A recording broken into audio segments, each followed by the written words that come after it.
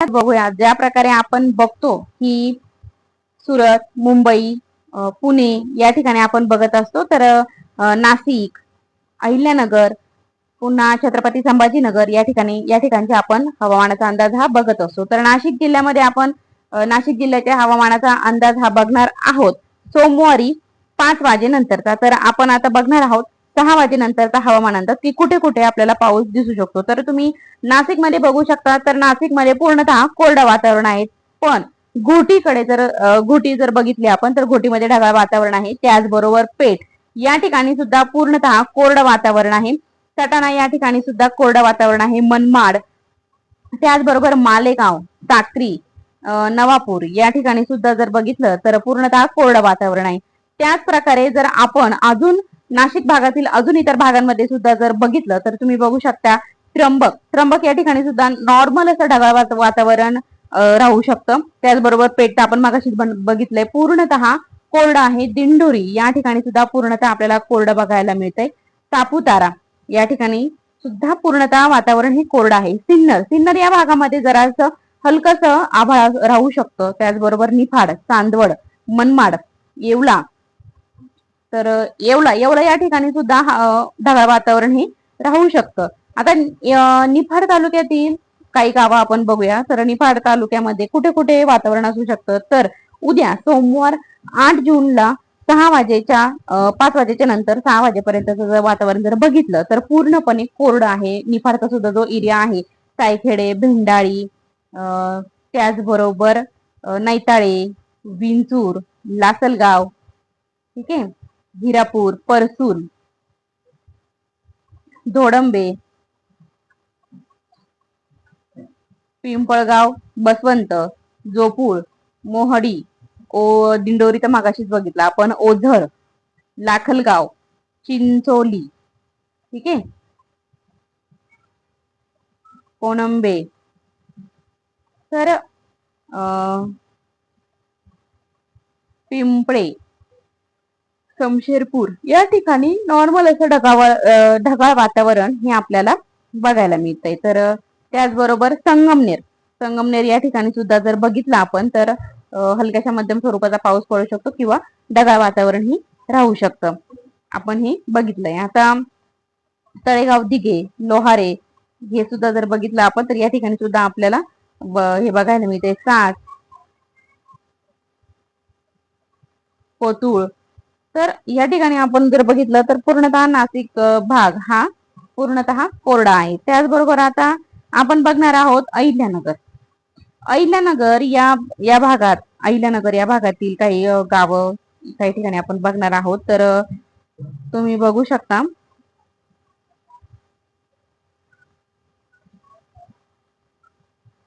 पाथर्डी, भगूर माझ्या मते छत्रपती संभाजीनगर मध्ये येतो. गोंडेगाव, राहुरी, रामपूर, लोणीमध्ये ढगाळ वातावरण हे राहू शकतंय.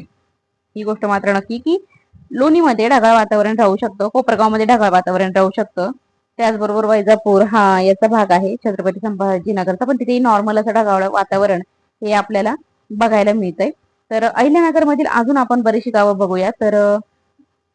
तर बघायचं जर ठरलं तर धनगरवाडी, शिंदी, देवगाव, ठीक आहे. तर या सगळ्या भागांमध्ये कोरडं वातावरण आपल्याला बघायला मिळतंय. उंबरे, राहुरी,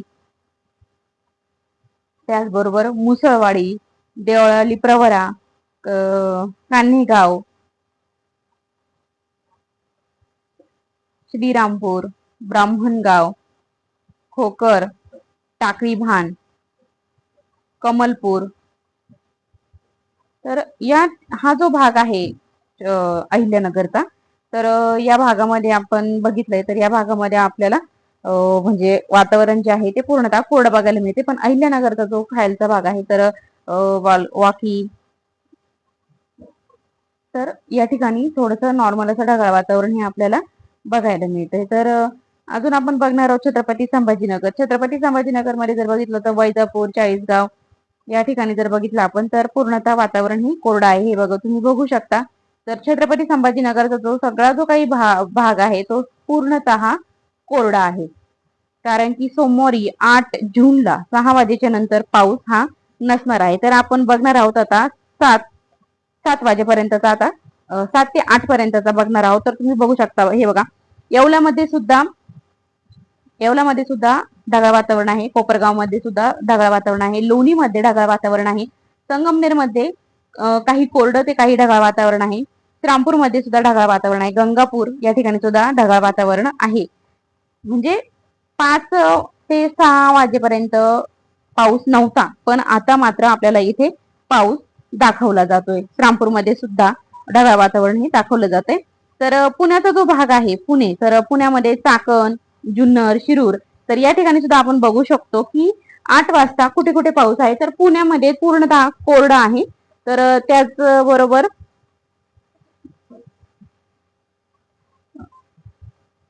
पिंपरी चिंचवड सुद्धा पूर्णतः कोरडा आहे. चाकण पूर्णतः कोरडा आहे. तुळापूर हे सुद्धा पूर्णतः कोरडा आहे. खेड जर बघितलं आपण, इंदुरी, ठीक आहे, तर हे सगळ्या ठिकाणी आपल्याला कोरडं वातावरण, तर काही ठिकाणी आपल्याला हे बघायला मिळते, ढगाळ वातावरण हे आपल्याला बघायला मिळते. त्याचबरोबर हे महाड, महाबळेश्वर, वाई, खेड या ठिकाणी सुद्धा हलक्याशा मध्यम स्वरूपाचा पाऊस हा दाखवला जातोय. हलक्याशा मध्यम स्वरूपाचा पाऊस हा पडू शकतो.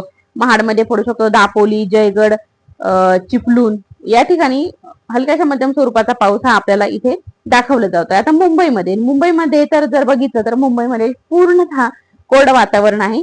ठाण्यामध्ये सुद्धा कोरडं वातावरण आपल्याला बघायला मिळते. तर मुंबईचा सुद्धा बराचसा भाग आपण बघू शकतो. कल्याण, डोंबिवली, भिवंडी या ठिकाणी हे बघा, अंबरनाथ, कुळगाव, बदलापूर या ठिकाणी जर बघितलं आपण तर पूर्णतः वातावरण ही कोरडं आपल्याला बघायला मिळते. त्याचबरोबर जर बघितलं अहिल्यानगर मधील आपण शिर्डी हा भाग बघूया. अहिल्यानगर मध्ये जर तुम्ही बघितलं हलक्याशा मध्यम स्वरूपाचा पाऊस हा नक्कीच पडू शकतो. तर अहिल्यानगर मधील आपण काही गावं बघूया. तर तुम्ही बघू शकता,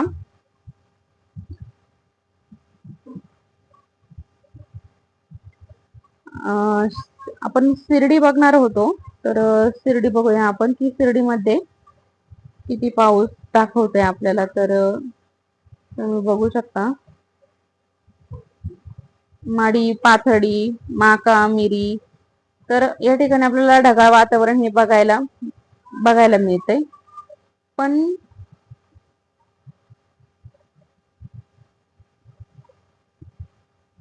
हे बघा राहुरी, हे बघा, हे या ठिकाणी सुद्धा ढगाळ वातावरण आपल्याला बघायला मिळतंय. ढगाळ वातावरण तरी बघायला मिळतंय आपल्याला. जर बघितलं तर पूर्णतः ढगाळ वातावरण हे आपण बघू शकतो. ढगाळ वातावरण म्हणावं किंवा हलक्याच्या मध्यम स्वरूपाचा पाऊस हा नक्की पडू शकतो.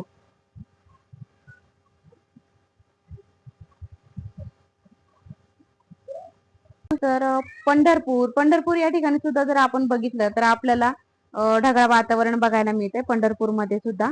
तर पंढरपूर मधील इतर गावंही आपल्याला जर बघितलं तर या ठिकाणी आपल्याला ढगाळ वातावरण ही बघायला मिळते. पण इकडे मात्र पूर्णतः कोरडं वातावरण ही आपण बघतोय.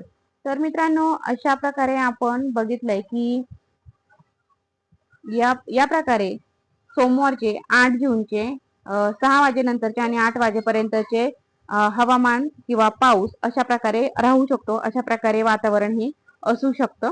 तर नक्कीच तुम्ही माझा हा व्हिडिओ कोणत्या भागातून बघताय हे मला तुम्ही नक्कीच सांगू शकता, की म्हणजे नक्की सांगा की तुम्ही कोणत्या भागातून माझा हा व्हिडिओ बघता.